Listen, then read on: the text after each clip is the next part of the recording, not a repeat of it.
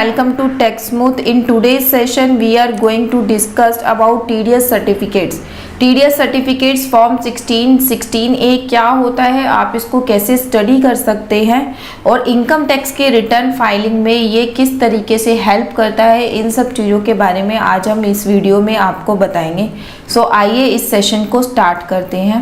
TDS certificate एक certificate होता है जो कि डिडक्टर आपको इशू करेगा अगर आपका कोई टीडीएस या टीसीएस उन्होंने काटा है तो। टाइप ऑफ टीडीएस सर्टिफिकेट्स में हमारे दो तरीके की टीडीएस सर्टिफिकेट होते हैं, that is form 16 and form 16A। दोनों में क्या डिफरेंस है और ये क्या होता है। टीडीएस सर्टिफिकेट्स जो है टू टाइप्स के इशू किए जाते हैं, एक होता है एनुअल टीडीएस सर्टिफिकेट, एक होता है क्वार्टरली टीडीएस सर्टिफिकेट।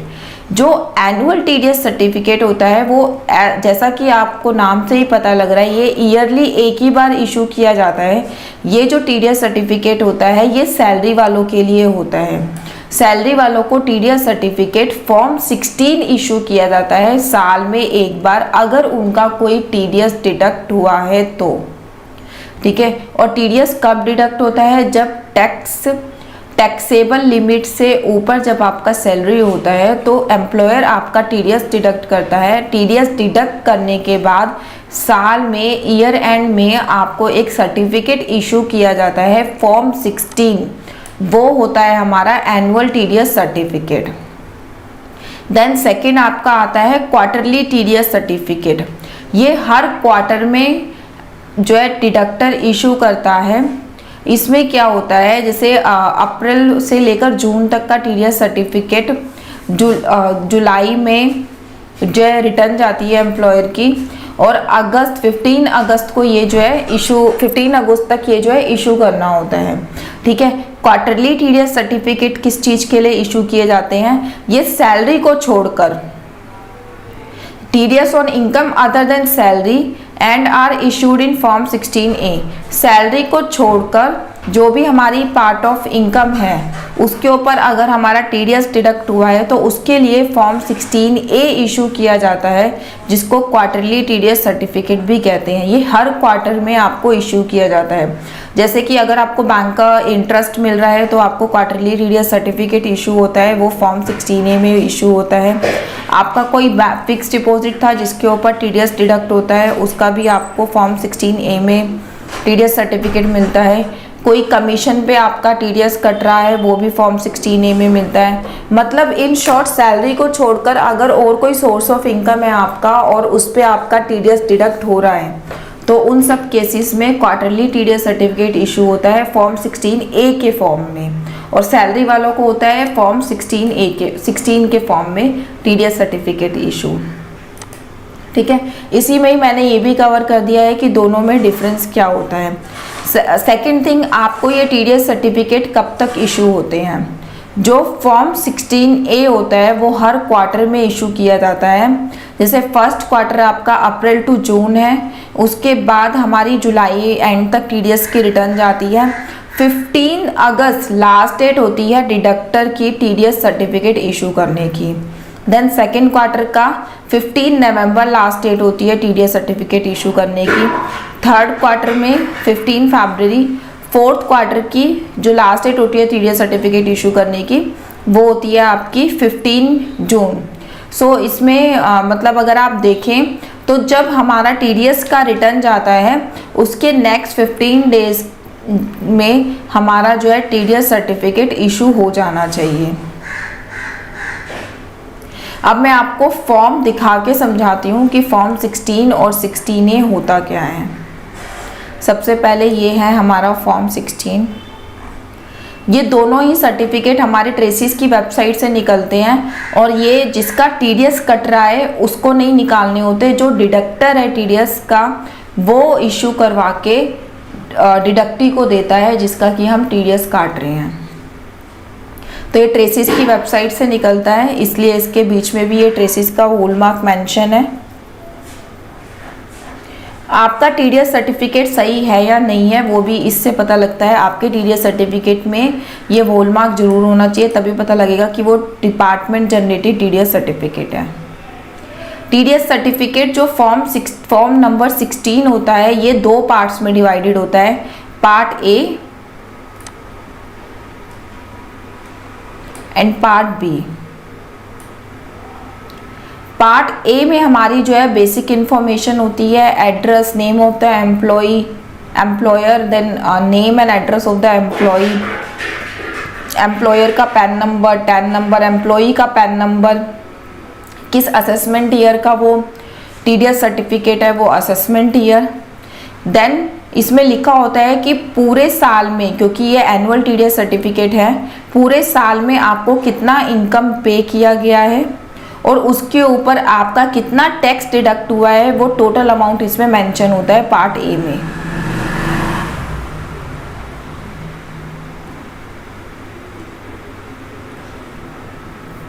देन इसमें मंथ वाइज भी डिटेल होती है कि हर मंथ की सैलरी में से आपका कितना कितना उन्होंने टीडीएस डिडक्ट किया और कितना आपका टैक्स डिपॉजिट हुआ मंथली, किस चालान के अंदर हुआ, वो चालान का सीरियल नंबर भी इसमें मेंशन होता है।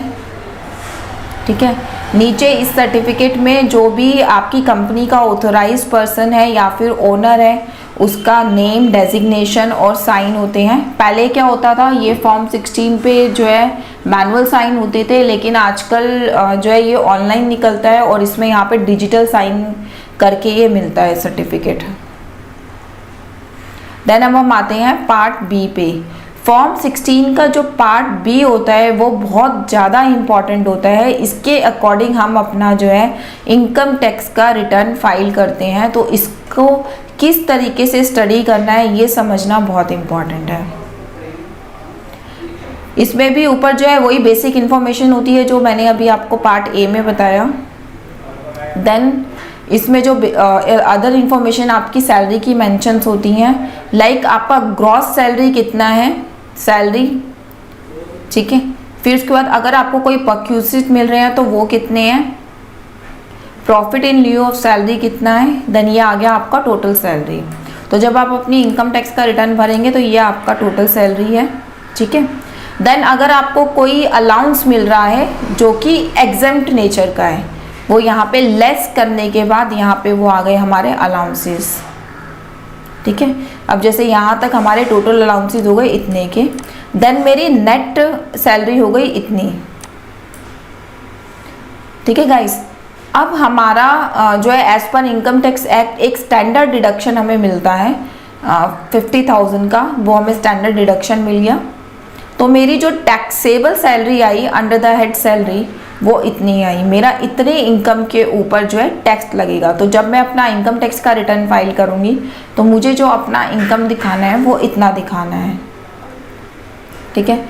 सेकेंड थिंग, अगर आपने कोई होम लोन ले रखा है और उसके ऊपर आप इंटरेस्ट पे कर रहे हो, आपने अपने एम्प्लॉयर को उस इंटरेस्ट का डिक्लेरेशन दे रखा है, तो उसका जो अमाउंट है वो यहाँ पर आएगा। ये माइनस में इसलिए आ रहा है क्योंकि ये मैंने इंटरेस्ट पे किया है, इतने का मुझे रिबेट मिलेगा, इसलिए ये माइनस में शो हो रहा है, ठीक है। तो मेरी ग्रॉस टोटल इनकम आ गई इतनी। देन ATC की डिडक्शंस इसमें मेंशन होती है कि आपने ATC में कितना जो है इन्वेस्ट किया हुआ है, वो सारी डिटेल यहाँ पर मेंशन होती है। यहाँ जो होता है आपका ग्रॉस अमाउंट होता है, यहाँ होता है as per income tax act आप कितना क्लेम कर सकते हो मैक्सिमम। लाइक ATC के अंदर आप मैक्सिमम 1,50,000 तक क्लेम कर सकते हो। तो जिस भी SSC का ये फॉर्म 16 है, उन्होंने इन्वेस्ट किया है 7,88,716 rupees, but as per income tax उनको जो रिबेट मिलेगा वो 150 का मिलेगा, वो यहाँ पे मेंशन है।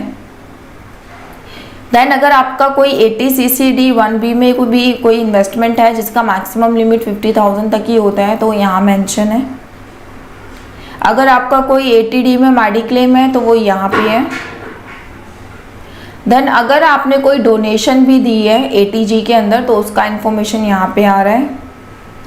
फिर आपका आफ्टर ऑल द डिडक्शन, आपकी ये सारी जो डिडक्शंस हैं जो कि मैक्सिमम लिमिट की हैं, वो 2,16,560 रुपीज़ बनती हैं। इनकम में से जब मैं ये डिडक्शन हटा देती हूँ, मेरा जो टोटल टैक्सेबल इनकम आता है इतना आता है, इसके ऊपर हमारा जो है टैक्स लगेगा। देन इसके ऊपर जो हमारा टैक्स बनता है वो इतना है, ठीक है। देन एजुकेशन सेस और हायर एजुकेशन सेस जो 3% लगता है हमारा, वो इतना अमाउंट हो गया। तो आपका टोटल टैक्स पेएबल बन गया इतना, ठीक है। तो आपका नेट टैक्स पेएबल बन गया 8,74,554। इसका मतलब इस एसएससी की जो टैक्सेबल लिमिट थी वो थी इतनी, लेकिन इसको कितना इसने टैक्स पे कर रखा है उसके लिए हम दोबारा पार्ट ए में आएंगे। पार्ट ए के अकॉर्डिंग आप देख लो कि इन्होंने कितना टैक्स पे कर रखा है। चारों क्वार्टर का मिला के इन्होंने 8,74,554 रुपीज़ ही पे कर रखा है। इतना ही इनकी टैक्सेबल लिमिट बनती थी। तो दैट मीन्स इनकी फर्दर कोई टैक्सेबल लिमिट नहीं है। जितना भी इनकी इनकम थी फ्रॉम हिज एम्प्लॉयर वो उन्होंने पूरा टैक्स पे ऑफ किया हुआ है। सो होपफुली ये आपको एक आइडिया लग गया होगा कि फॉर्म 16 में कौन सी इंफॉर्मेशन कहाँ दी जाती है। इसमें आपकी सारी सैलरी की इनकम की इंफॉर्मेशन होती है। अगर आपने कोई इंटरेस्ट पे करा है होम लोन पे तो उसका भी इंफॉर्मेशन इसमें होता है। एटीसी का इंफॉर्मेशन इसमें होता है। फिर जो भी आपका मेडिक्लेम है उसका इंफॉर्मेशन, कोई डोनेशन दी है उसका इंफॉर्मेशन, देन जो भी आपका सैलरी पे टैक्स बना वो टैक्स कैलकुलेट करके फॉर्म 16 में मेंशन किया जाता है। और इतना ही यूजुअली सबका पे ऑफ भी होता है, जो कि आप अपने इस पार्ट ए से जो है मैचिंग कर सकते हैं कि आपने अपना कितना टैक्स पे करा है। मान लो यहाँ पर अमाउंट ज़्यादा होता या कम होता तो जब आप अपनी इनकम टैक्स की रिटर्न भर रहे हैं तो आपको उतना ही अमाउंट और पे कराना पड़ता। अगर ज़्यादा होता तो आप उतने अमाउंट का जो है रिफंड ले पाते, ठीक है। होपफुली फॉर्म 16 सबको क्लियर है। अब हम आते हैं फॉर्म 16A में। फॉर्म 16A जो है क्वार्टरली इशू किया जाता है। हर क्वार्टर में ये एसएससी को इशू किया जाएगा और इसमें जो है एक ही पार्ट होता है, मतलब दो पार्ट्स का कोई सेग्रीगेशन नहीं है इस फॉर्म के अंदर। सिर्फ एक फॉर्म 16A एक पार्ट होता है। इसमें भी आपके डिडक्टर का एड्रेस, नेम एंड एसएससी का नेम एंड एड्रेस, डिडक्टर का पैन नंबर, 10 नंबर, एसएससी का पैन नंबर, देन किस फाइनेंशियल ईयर का वो है, वो किस पर्टिकुलर पीरियड से वो बिलोंग करता है सर्टिफिकेट, उसकी इंफॉर्मेशन, देन कितना अमाउंट पे टीडीएस डिडक्ट हो रहा है, कितना अमाउंट पे किया जा रहा है उसका अमाउंट, और किस सेक्शन के अंदर। लाइक यहाँ पे 194A लिखा है, दैट मीन्स बैंक के इंटरेस्ट के ऊपर ये सर्टिफिकेट है। कितना टीडीएस डिडक्ट हुआ, यहाँ पर ये अमाउंट है टीडीएस का। अगेन जो भी बैंक का ऑथराइज पर्सन है वो यहाँ पे जो है अपने डिजिटल साइन करेगा, जिससे कि इस सर्टिफिकेट की वैलिडिटी काउंट होती है। और ये सर्टिफिकेट भी आपका ट्रेसिस की वेबसाइट से विद ट्रेसिस लोगो ये जो है प्रोवाइड कराया जाता है। ये अगेन आई एम सेइंग ये क्वार्टरली प्रोवाइड किया जाता है और इसकी जो प्रोवाइड करने की ड्यू डेट्स हैं मैं आपसे ऑलरेडी डिस्कस कर चुकी हूँ। ये ड्यू डेट्स आपकी जो है वेरी कर सकती हैं as per the extension notification provided by the government. Form 16 certificate form number 16 and form number 16A दोनों ही आपको समझ में आ गए होंगे कि इनको आप किस तरीके से स्टडी कर सकते हैं और अपना इनकम टैक्स का रिटर्न फाइल कर सकते हैं। ये होते क्या हैं और आपको कब इशू किए जाते हैं। थैंक्स अ लॉट वीडियो में बने रहने के लिए। Thank you so much.